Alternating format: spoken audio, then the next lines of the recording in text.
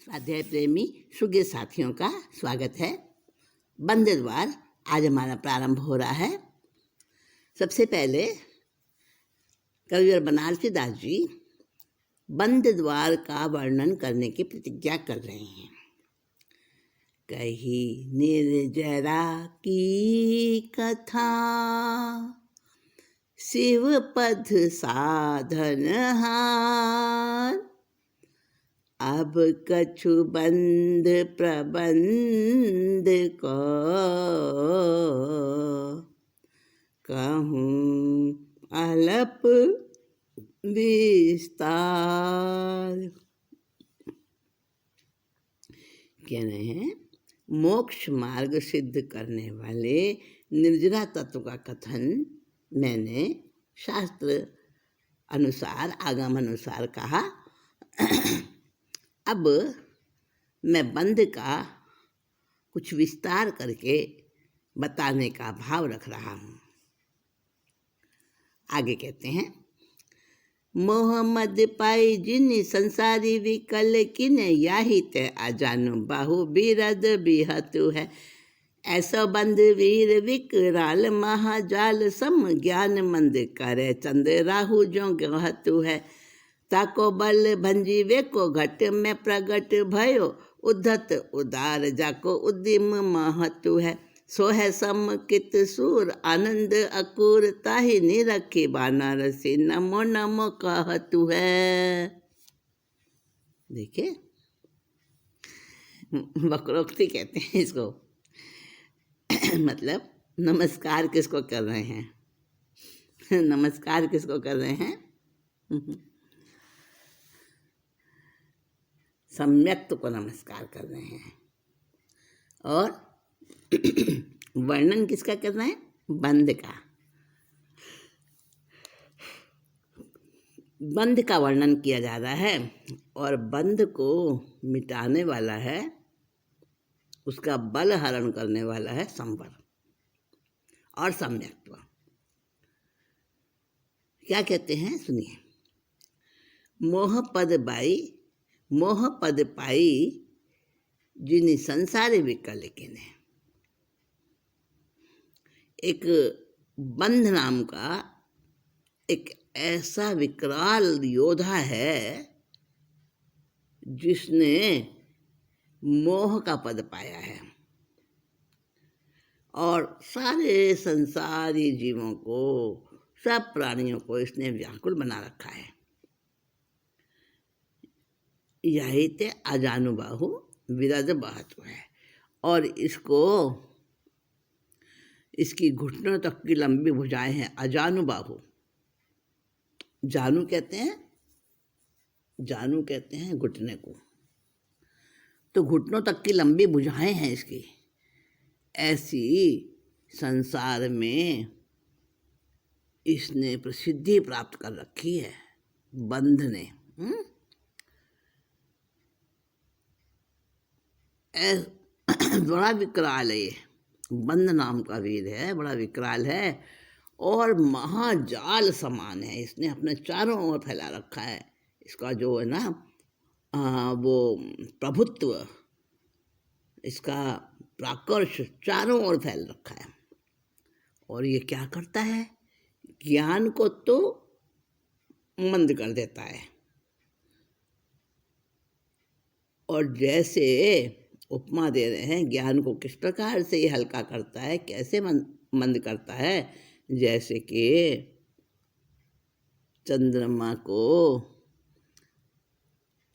उसका प्रभाव, उसकी प्रभा हटाने के लिए, कम करने के लिए राहु ग्रस लेता है, तो ये राहु के समान है। राहु के समान ये ज्ञान को मंदा करता है, हल्का करता है। ताको बल भंजीबे को। अब जब ये बंध नाम का योद्धा ऐसा विकराल भयानक है, बलवान है, तो इसके बल को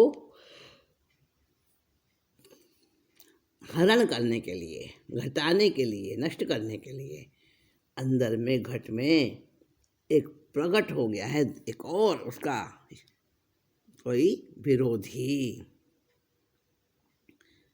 वो बहुत बलवान है, महान है, उद्यम महत्व है। और उसका उद्यम यानी उसका पुरुषार्थ बहुत बड़ा पुरुषार्थ करने वाला है। वो कौन है? वो सो है समुचित सूर, वो समुचित रूपी शूरवीर है। और समुचित रूपी शूरवीर ऐसा है कि बड़ा आनंद देने वाला है, आनंद का अंकुर है वो। और जब वो वृक्ष बढ़ता जाता है, अंकुर बढ़ता है और बढ़ता जाता वो आनंद भी बढ़ता है। और इसके लिए कहते हैं बनारसी दास कि उस सम्यक रूपी योद्धा को मैं बारंबार नमस्कार करता हूँ। देखिए, सम्यक्त को नमस्कार किया है। क्यों नमस्कार किया है सम्यक्त को? क्योंकि सम्यक्त से आत्मा में सही ज्ञान प्राप्त होता है, मोक्ष का मार्ग मिलता है। ज्ञान चेतना और कर्म चेतना की पहचान होती है। और कर्म चेतना, कर्मफल चेतना से हटकर ज्ञान चेतना की ओर गति होती है। इसलिए ज्ञान को, सम्यक्त को नमस्कार कर रहे हैं। जहाँ पर मतम कला को प्रकाश, तहाँ धर्म धरा में सत्य सूरज की धूप है। जहाँ शुभ अशुभ कर्म को गढ़ास, जहाँ मोह के विलास में महा अंधेर कूप है। फैली फिरे घटा सी छटा सी घन घटा बीच, चेतन की चेतना दुहुधा गुप चुप है। बुद्धि सोना गही जाई, बैन सोना कही जाई, पानी की तरंग जैसे पानी में गुड्डुप है। शब्द देखिए क्या शब्द दिए हैं। कह रहे हैं कि आत्मा में जहाँ परमात्म कला का प्रकाश है, यानी ज्ञान की ज्योति, परमात्मा की जो कला है उसकी ज्योति प्रकाशित है। धर्म धरा में सत्य सूरज की धूप है। समझो कि वहाँ धर्म रूपी धरती है और सत्य रूप सूर्य का उजाला है। सत्य को सूर्य का है, देखिए धर्म रूपी धरती है और उस धरती पर सत्य रूपी सूर्य का उजाला है। जहाँ शुभ अशुभ कर्मों को गढ़ासता है और जहाँ शुभ और अशुभ कर्मों की सघनता है, मिले जुले हैं और बड़े घन घोर इकट्ठे होकर बैठे हैं। जहाँ पर शुभ अशुभ कर्म है और वो सघनता से फैले हुए हैं, वहाँ तो क्या है? मोह के विलास में महा अंधेर कूप है। और वहाँ तो बस मोह का विस्तार है और अंधकार का कुआं ही है। वहाँ तो मानो गहरा अंधकार कुएं के समान है। और जहाँ सम्यक्त है, जहाँ ज्ञान है, वहाँ तो सत्य के सूर्य की धूप है। और जहाँ पर शुभ और अशुभ कर्मों का घनघोर है, वहाँ मोह का विलास है और महा अंधकार से भरा हुआ कुआं है। फैली फिरे घटा सी छटा सी घन घटा में, चैतन्य की चेतना दुहुदा गुप चुप है। अब देखिए, ज्योति भी है और अंधकार भी है। ये चेतना जो है, जीव की चेतना जो हर जीव में होती है, हर छोटे से छोटे प्राणी में भी होती है, तो जीव की जो चेतना है वो दोनों अवस्थाओं में गडमड होके गुप चुप शरीर रूपी मेघ की घटा में जैसे बिजली चमकती है। गहरा अंधकार हो, काली घटा छा रही हो और उसमें रह के थोड़ी थोड़ी देर में बिजली चमके, तो जो बिजली चमकती है वो तो परमात्मा कला का प्रकाश है। और जो अंधकार है घटा, वो क्या है? वो शुभ अशुभ कर्म है, मिथ्यात्व है, राग द्वेष विकार है। तो कहा चेतन की चेतना दुहुधा, दुहुधा माने दो प्रकार की, गुप चुप है। दो प्रकार के चेतन की चेतना चुपके चुपके फैली हुई है, किसी को उसका पता नहीं चलता। बुद्धि सोना गही जाए, बहन सोना कही जाए, ना तो उसको बुद्धि से ग्रहण किया जा सकता है, ना ही वचन से कहा जा सकता है। पानी की तरंग जैसे पानी में गुड्डुप है। पानी की तरंग है, जल में तरंग देखी होगी, तरंग उठती है पानी में और पानी में ही विलीन हो जाती है। तो वो ना तो पता चलता है कब तरंग उठेगी, और उसको कहा भी नहीं जा सकता, बुद्धि से भी नहीं समझा जा सकता, और पानी में ही गर्क हो जाती है, पानी में ही समा जाती है और पानी में से ही प्रकट होती है। तो इसी तरह से ज्ञान चेतना और कर्म चेतना, कर्म फल चेतना, ये सब चेतना में से निकलती हैं और चेतना में ही जाकर समा जाती हैं। ये बंध की बात चल रही है, ध्यान रखना, कर्म बंध की। अब बता रहे हैं कर्म बंध का कारण क्या है? अशुभ उपयोग है। अशुद्ध उपयोग से कर्म का बंधन होता है। अशुद्ध का मतलब है जिसमें शुभ और अशुभ दोनों ही शामिल हैं। शुभ प्लस अशुभ इक्वल टू अशुद्ध। कर्म जाल वर्ग न सो जग में न बंधे जीव, बंधे न कदापि मन वच काय जोग सो, चेतन अचेतन की हिंसा सो न बंधे जीव, बंधे न अलक पंच विषय विष रोग सो, कर्म सो अबंध सिद्ध जोग सो अबंध जिन, हिंसा सो अबंध साधु ज्ञाता विषय भोग सो, हास्यादिक वस्तु के मिलाप सो न बंधे जीव, बंधे एक रागादि अशुद्ध उपयोग सो। देखिए दो टूक बात कह दी है।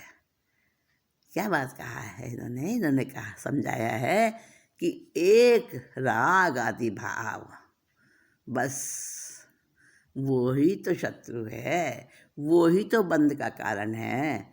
ना तो कर्म जाल की वर्गना से जीव बंधता है,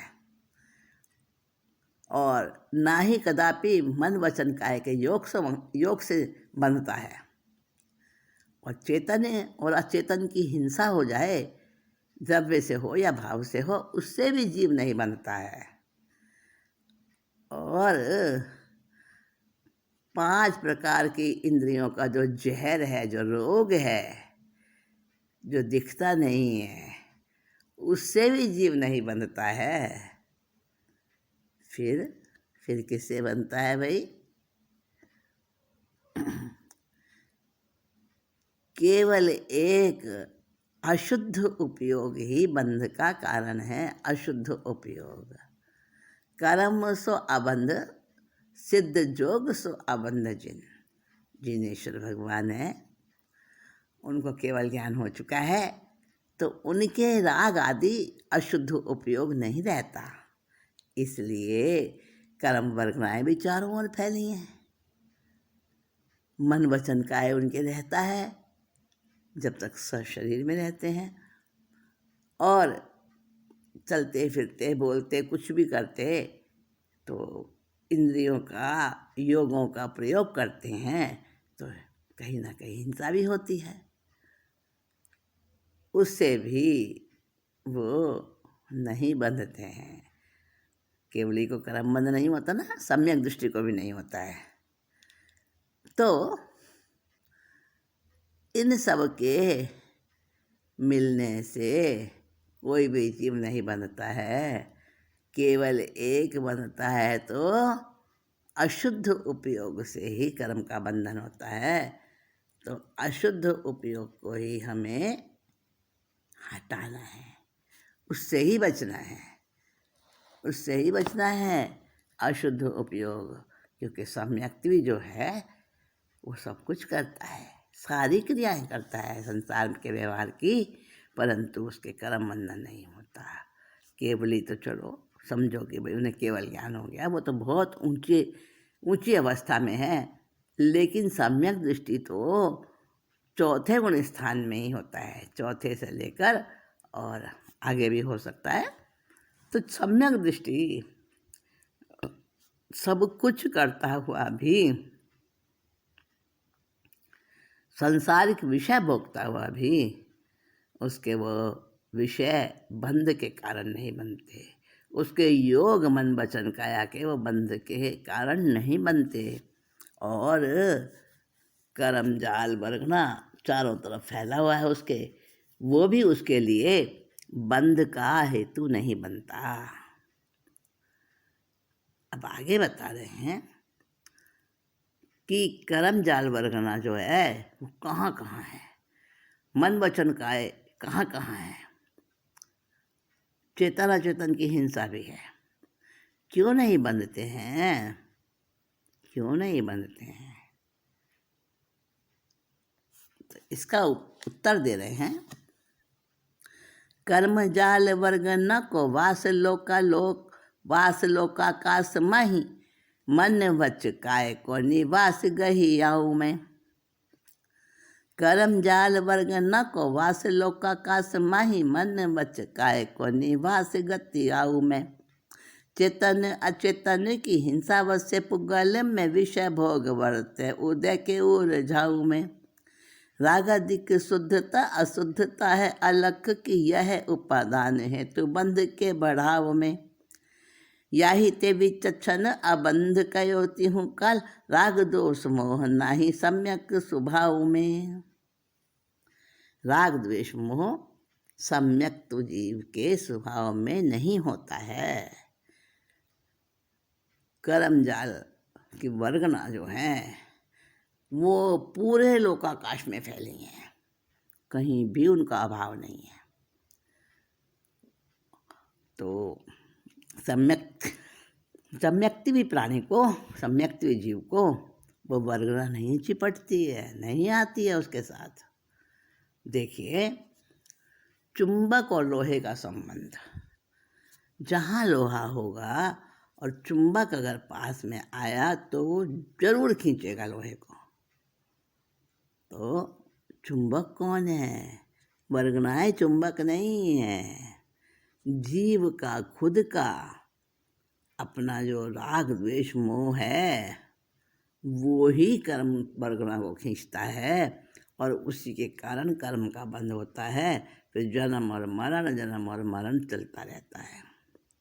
लेकिन सम्यक्ति के पास वो चुंबक ही नहीं होता। कौन सा चुंबक?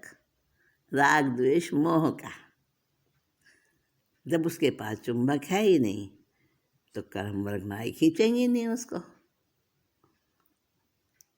तो कहा कि पूरे लोकाकाश में वर्गनाओं का कर्म जाल फैला हुआ है, कर्म वर्गनाएं फैली हुई हैं, लेकिन फिर भी सम्यक्ति का कुछ नहीं बिगाड़ सकती वो। मन वचन काए, तो जब तक मनुष्य की आयु है, प्राणी की आयु है, जब तक उसके साथ में गति करते रहते हैं मन वचन काए, तो भी उसका कुछ नहीं बिगड़ता। चेतन अचेतन की हिंसा पुद्गल में बसी हुई है। एक अंगुली भी हिलाएंगे तो हिंसा तो हो ही रही है। जब तक जीवन है तब तक हिंसा से भी बचना असंभव है। तो अब जो पहले बंधे हुए कर्म हैं वो कर्म उदय में आते हैं। उदय के उलझाओ, उलझाओ माने उलझन। ये गोरख धंधा जो पहले से हमने कर्म की रील बना रखी है, ब्लूप्रिंट तैयार किया हुआ है ना, तो उसके ही कारण से जैसे जैसे कर्म का उदय आता है वैसे वैसे ही आचरण करते हैं प्राणी, हम सब प्राणी। तो विषय भोग भी होता है, पुद्गल की हिंसा भी होती है, और मन वचन काय के योग भी प्रवर्तना करते हैं अपनी अपनी। तो भी लोकाकाश में फैली हुई, पूरे लोक में फैली हुई वर्गनाएं वो कुछ नहीं बिगाड़ सकती। और उसके अंदर